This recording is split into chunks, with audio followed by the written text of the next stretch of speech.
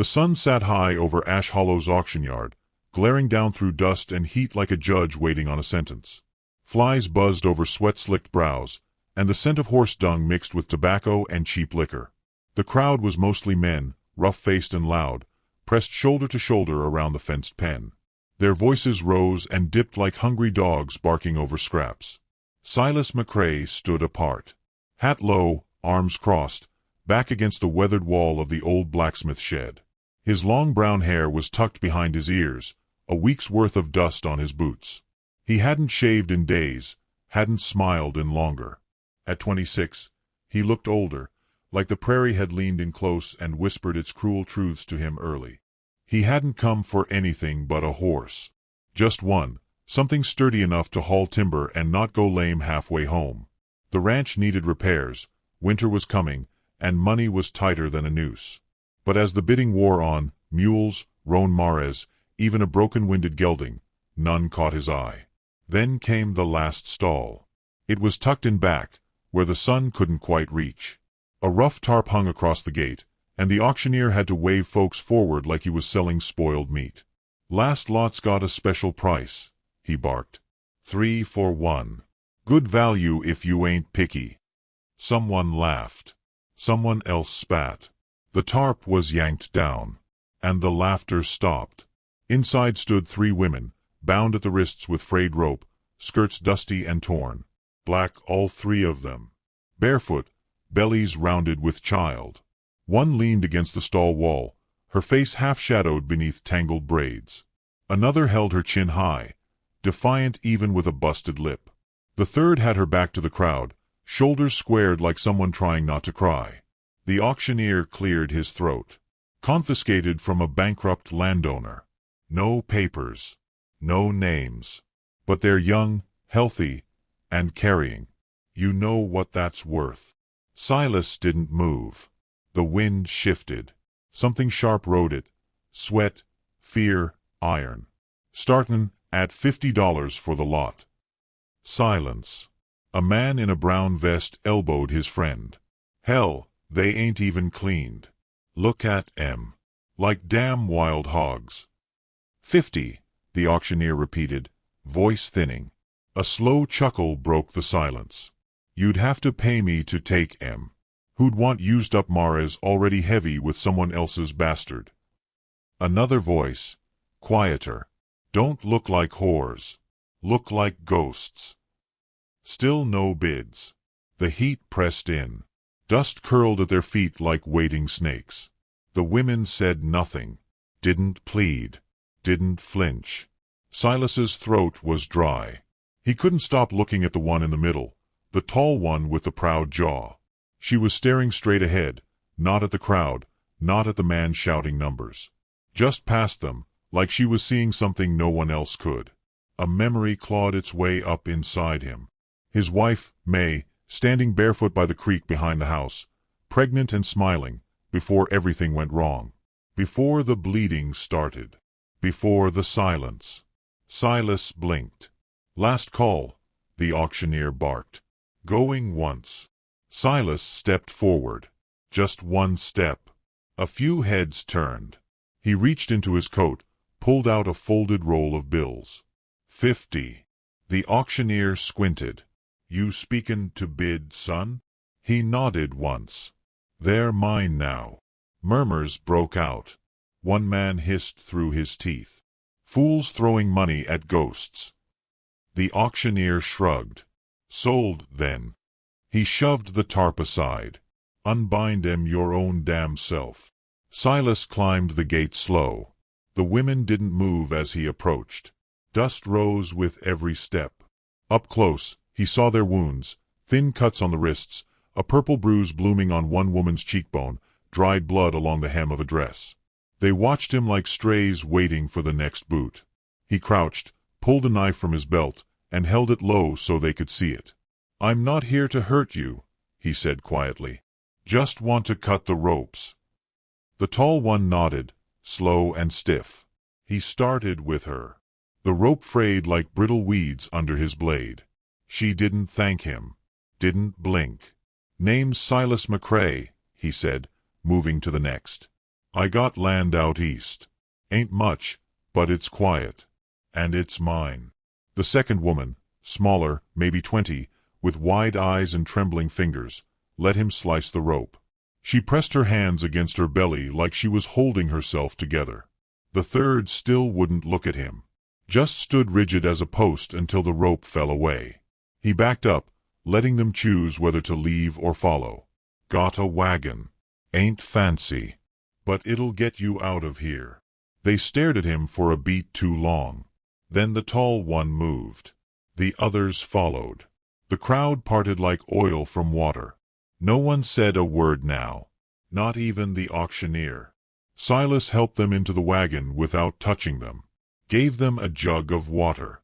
Set the reins loose. He didn't look back until they were clear of the yard. The prairie stretched out before them, wide and gold and aching. Clouds hung low on the horizon, heavy with stormlight. He glanced over his shoulder. The women were silent still, hands in their laps, eyes watching the road ahead. He didn't ask them who they were. Didn't ask what had happened. But in the pit of his stomach, something twisted. Because he knew, deep down, that this wasn't over. No one binds 3 pregnant women and sells them like cattle without something darker underneath.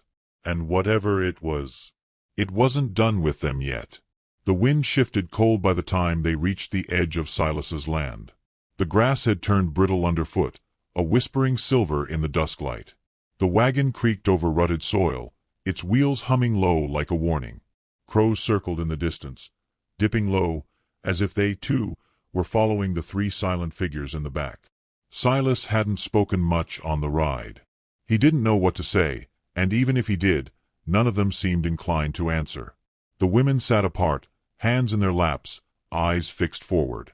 They'd taken the water he offered, but not the bread. When he tried to hand over a worn blanket from the back, only one took it. The youngest, probably no older than 20, nodded her thanks but didn't speak. The wagon slowed as the cabin came into view, a small timber frame with a slanted roof and a broken porch rail.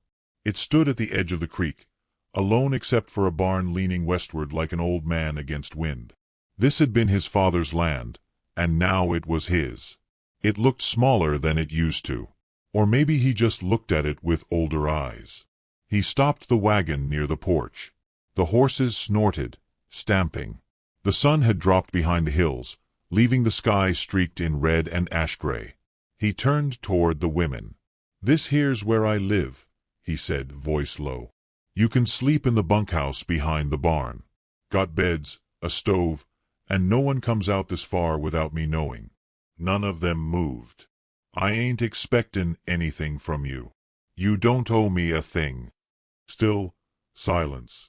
Then the eldest, tall, proud, eyes like old coals, stepped down. She had presence, even barefoot, even bruised. She held her belly like a queen held a crown. "Where's your wife?" she asked, her voice even but dry.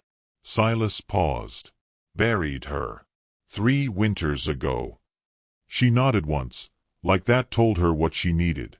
"Then I guess we'll stay. But only till we find where we're headed." "You got a name?" "Zeline." He looked to the other 2. The younger one hesitated. "Lizette." The third didn't answer. "She don't talk," Zeline said. "Name's Naomi." She got her reasons. Naomi glanced up, only for a second. Her eyes were hollow, watching every movement around her like it might bite. Silas nodded. "You'll be safe here. I give you my word." "Men like you like to say that," Zeline replied. "Most of 'em think it's the same as truth." He didn't argue. Just led them to the bunkhouse, unlocked the door, and left a lantern burning inside. Before he turned away, he left the blanket on the step, just in case. Back inside the cabin, he stirred ashes in the stove and dropped in fresh wood. It caught slow. The room filled with soft orange light. He poured himself a finger of whiskey but didn't drink it. Outside, the night deepened. The wind blew colder, whispering through the cracks in the wood.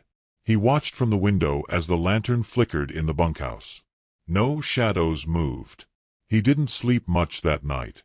Dreams clawed at the edge of his mind. His wife, her blood on his hands, the child that never cried. He woke before dawn, covered in sweat and silence. By morning, Zeline was already outside. She'd hauled water, gathered some kindling, and was trying to coax the bunkhouse stove to life.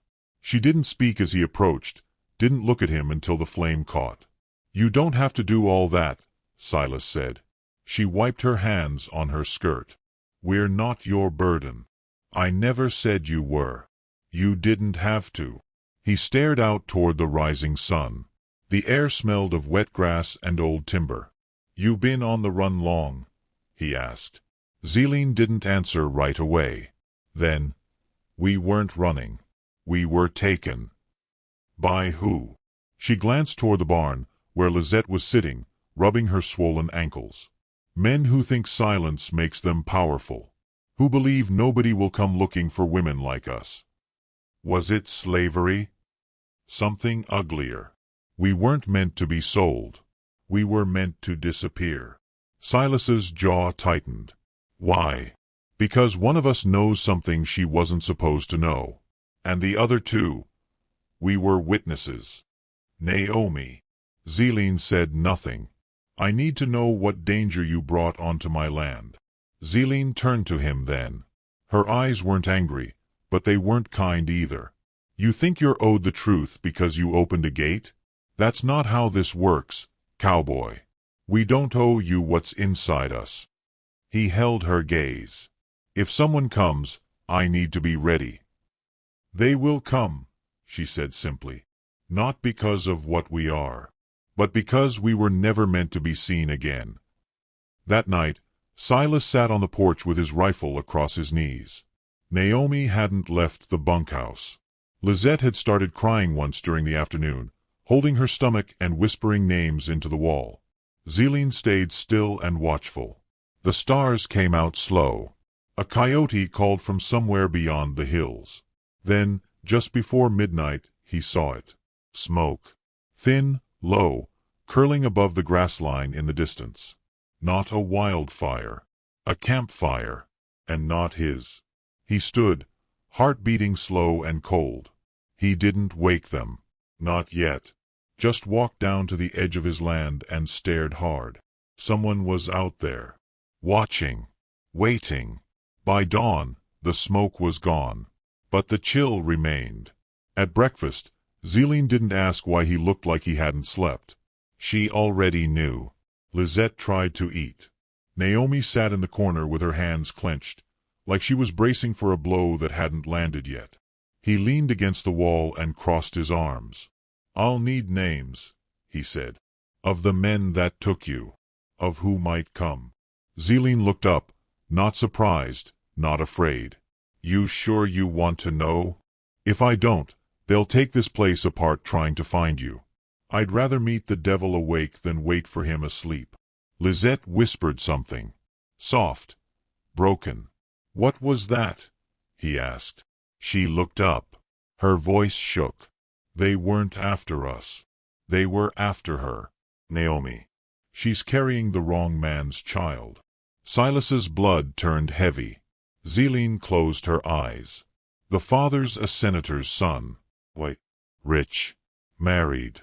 Found out she was expecting and had her taken. We were there by accident. Midwives. Witnesses.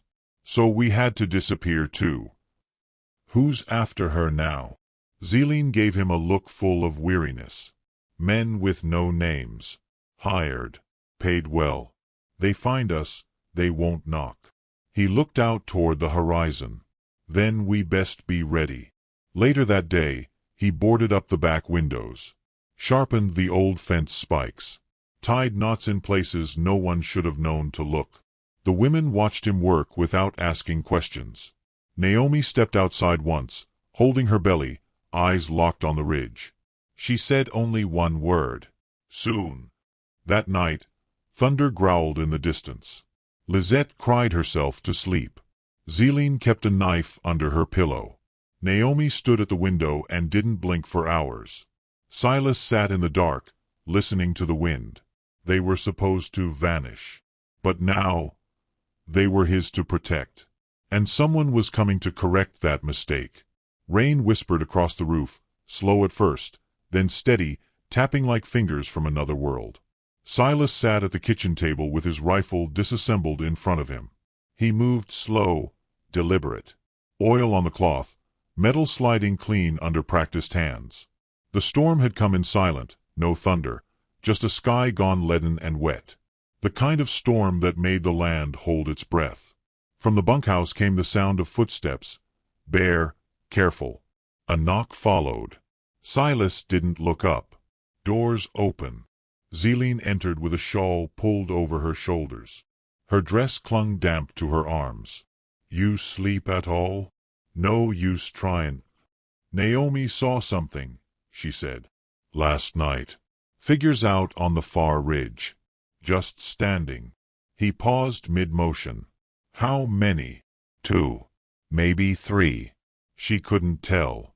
They didn't come closer." He looked toward the window, eyes narrowing. The glass was fogged, but his gaze passed through it like a blade. "They're waiting for something." "Orders," Zeline said. "Or nightfall." She stepped closer to the fire. Her skin glowed in the lantern light, high cheekbones casting long shadows. There was a pride in her posture, even barefoot on wet boards. "You still planning to send us away?" she asked. "No." She studied him a long moment. "Then we need to talk about Lizette." Silas set the cloth down. "What about her?" "She's not doing well. The baby's too early. She's burning with fever. I'll ride into town at first light. Fetch Doc Miller." "No," Zeline's voice was hard. "That man won't treat a black woman. He won't even open the door." Silas's jaw flexed. He looked down at his calloused hands. "Then I'll find someone who will. There's no one out here. Not who'll help us. You know that." He did. Of course he did. But knowing it didn't make it easier to say. "She might die," she added, voice softer now. "Her or the child. Or both." The room went quiet except for the rain. Silas stood and poured 2 cups of coffee. Gave her one without asking. Zeline took it but didn't drink. "Naomi's getting worse, too. Not in the belly. In her mind. She talks to herself now. Starts shaking when she hears footsteps. Last night she whispered something strange. Said if she gives birth to a white child, they'll bury her with it." Silas sat back down. "Why does she think that?" Zeline stared into the flames. "Because that's what was promised." He said nothing for a long moment. The coffee cooled untouched. "She never asked for any of this," Zeline went on. "None of us did. We were midwives. We tended to babies. Brought life into the world. Now look at us." He met her eyes. "They after her because of the child?" "Yes. That baby proves things. Scandalous things. And powerful men don't like truths they didn't script themselves." Silas stood. "I'll stay up tonight. Keep watch. You'll wear yourself out. That ain't your concern." Zeline looked at him like she wanted to say more but left it alone. She turned and left the cabin without finishing her coffee. Later that afternoon, Lizette screamed. The sound cracked across the yard like lightning. Silas dropped the tools in his hand and sprinted to the bunkhouse. Zeline was already there, holding Lizette's hand as the girl writhed in pain, sweat drenching her nightgown. Naomi sat in the far corner, rocking gently, lips moving in prayer or memory. "She's bleeding," Zeline said. "Too early. The baby's turned wrong." "What do I do?" he asked. Zeline didn't hesitate. "Boil water. Tear clean linens. Get whiskey if you have it. I need steady hands." Silas moved fast. Inside the cabin, the fire was still going. He dropped a kettle over the flame, tore the white curtain from the window. His hands trembled only once, when he took the whiskey from the locked drawer. It was the last bottle his wife had bought. When he returned, Zeline was already elbow-deep in the struggle. Lizette's cries were hoarse now, her body shaking from effort and fear. "Hold her legs," Zeline commanded. "She's slipping." Silas obeyed without hesitation. He pressed her knees apart, trying not to see his wife in the pain, in the blood, in the air that smelled too much like death. "She's gonna die," Naomi whispered from the corner. "We all are." "Shut up," Zeline barked. "You don't speak death in here." An hour passed. Then another. The storm worsened. Rain pounded the roof in sheets. Lightning flashed in silence. Finally, a cry broke through, but not Lizette's. A baby's. Zeline lifted it, slick and small, its cries strong and alive. "It's a girl," she said, smiling for the first time in days. She made it. Lisette had fainted but still breathed. Naomi crawled to the bedside and wept. Silas stood frozen. His shirt was soaked in blood. His arms ached. But all he saw was the infant, wailing against the wind, and something in him cracked open. "You did good," Zeline told him quietly. "Better than most would." He didn't answer. Just stepped out into the rain and let it wash the smell of birth and memory off his skin. The next morning, there were boot prints by the edge of the fence. Deep, recent. 3 sets. One heavier than the others. Silas knelt and traced them with his fingers.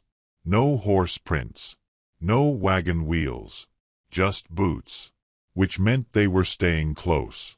He walked back to the porch, where Zeline waited, arms crossed tight around her. "They're getting bold," he said. "They don't want us dead," she replied. "Not yet. They want Naomi alive. And quiet. I should have burned that wagon. Should have made this place look abandoned. They'd smell us out regardless."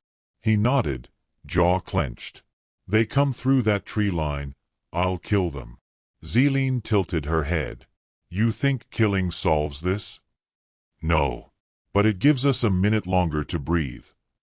That night, Silas sat by the fire again, rifle across his lap. He replayed the sound of the baby crying. The flash of lightning on Naomi's face. Lizette's hand gripping his like she knew him. He thought of May. How she'd bled out on a storm night just like this. And how he hadn't been enough to save her. A noise snapped his attention to the barn. A board creaked. Then silence. He stood slowly. Stepped onto the porch.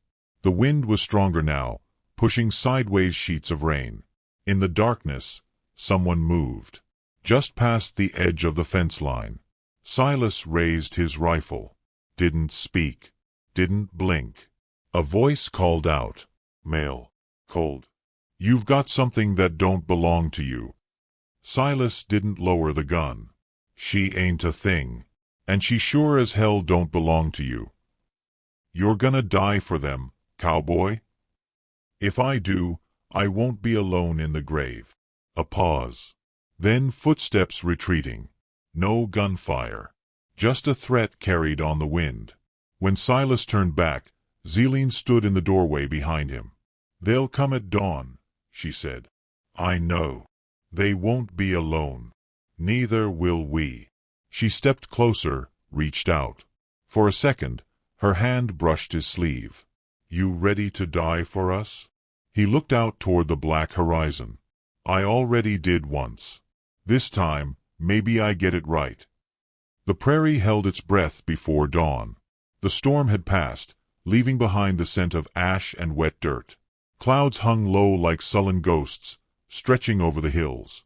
Everything was soaked but still. Too still, the kind of silence that only came before blood.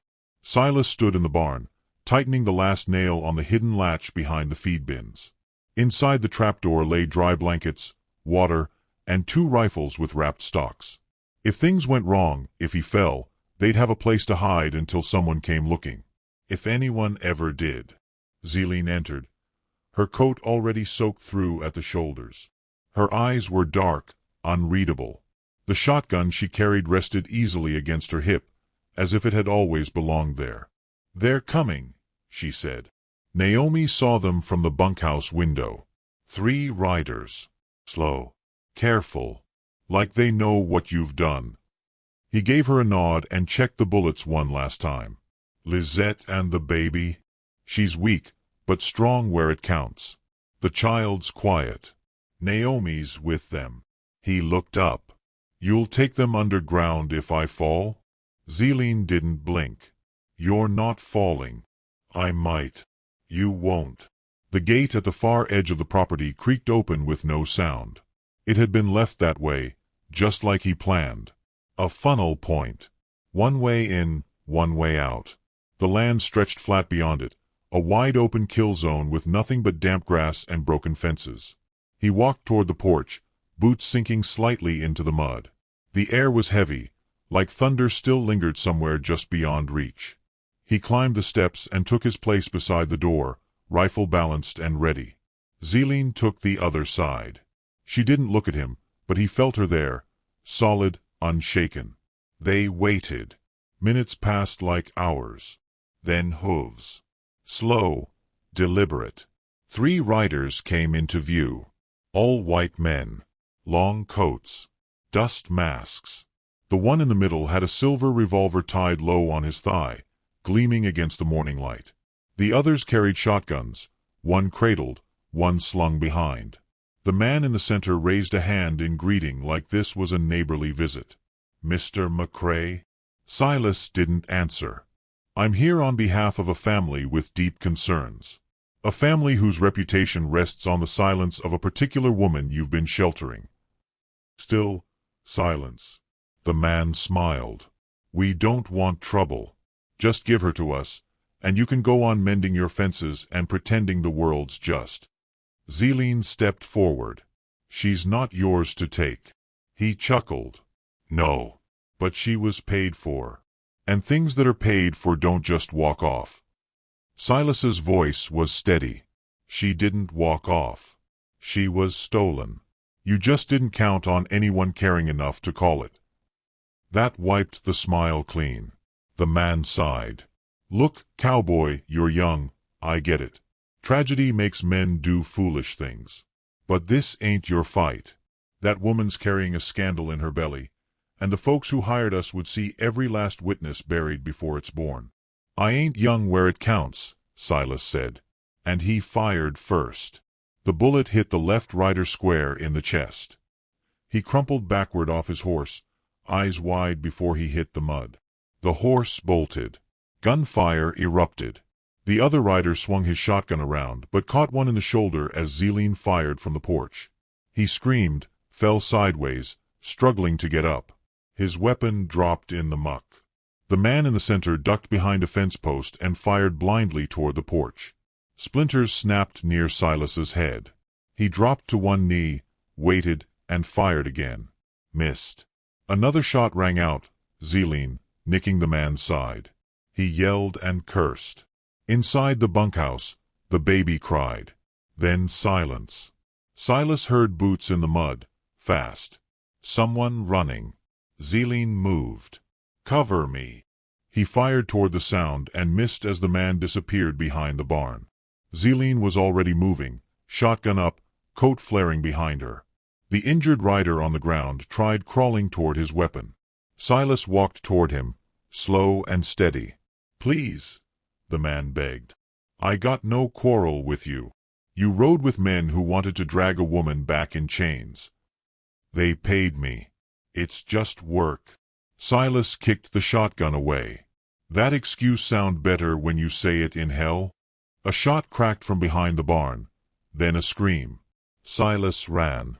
He found the ringleader slumped against the wall, Zeline standing over him with her boot on his chest and a smoking barrel aimed at his head. Blood spilled from his thigh. She'd hit an artery. He was fading fast. He looked up at her, sneering. You think you win anything? That baby's still gonna ruin everything. She didn't reply. Silas crouched beside him. Why her? Why not just disappear him? The man coughed. Because she wouldn't go quiet. She told people. Midwives. Cooks. Farmhands. She believed it mattered. You can't let things like her live too long. They start thinking they belong. He smiled through blood. Then Zeline pulled the trigger. The sound echoed like a thunderclap. Back at the bunkhouse, Lizette was crying again. Naomi sat beside her, one hand on her shoulder, the other on the newborn wrapped in a gray shawl. The child's skin was light, pale enough that its origin couldn't be denied. It blinked slowly, lips parting in a yawn. Silas stepped inside. He was covered in mud, blood, and rain, but his eyes were clear. He looked at the child for a long moment. Then at Naomi. "You don't have to run anymore," he said. "But if you do, I'll understand." Naomi shook her head. "He'll send others." "No," Zeline said from the doorway. "He won't. We left a message. No one comes back from this land without losing something." The women were quiet. Outside, the wind moved gently again, like the land had exhaled. Silas knelt beside the child and reached out a finger. The baby curled a hand around it. Lizette whispered, "She don't have a name yet." Naomi's voice broke. "Call her Grace." Zeline smiled. The rain had stopped. Later that night, Silas walked the edge of his land, rifle still in hand, though the threat had passed. Stars broke through the clouds like lanterns hung from heaven. Back at the porch, Zeline waited for him. "Think they'll come back?" she asked. "If they do, I'll be ready." "Why'd you help us?" she asked. "You didn't owe us anything." He looked toward the bunkhouse where Naomi and the baby slept. "Because someone should have." She nodded. "You ever want company? You don't have to ask."